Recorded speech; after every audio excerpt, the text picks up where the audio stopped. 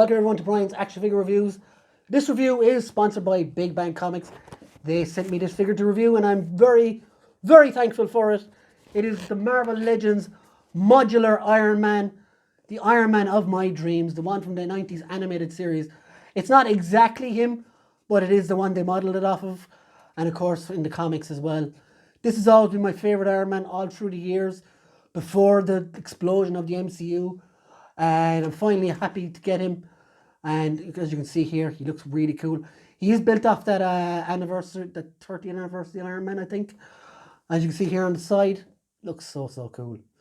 It was like a muscly Iron Man, which didn't make sense, but it did make sense because it was all the rage back in the 90s. A dazzling technological achievement.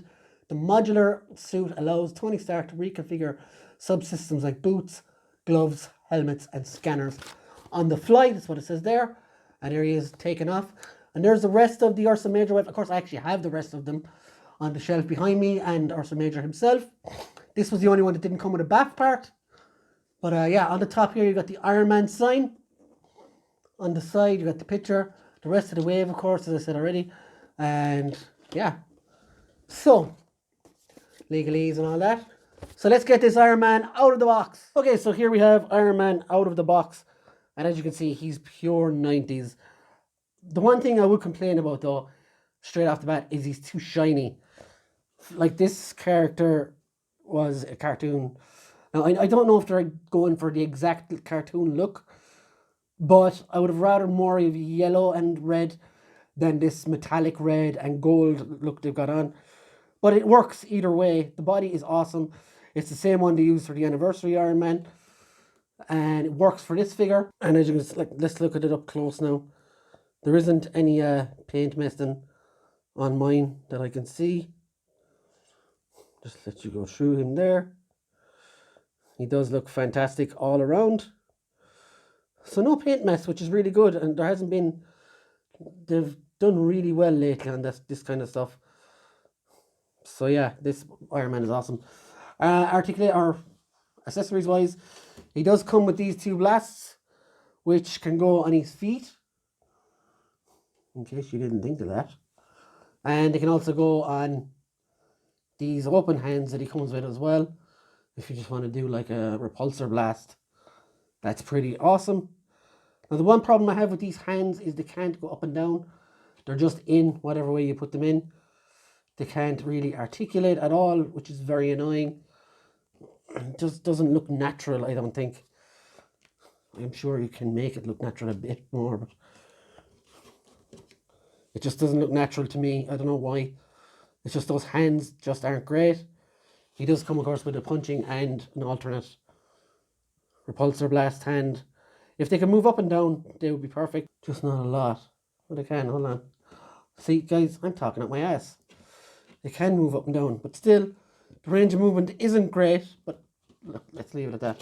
Speaking of range of movement, let's look at the rest of the figure.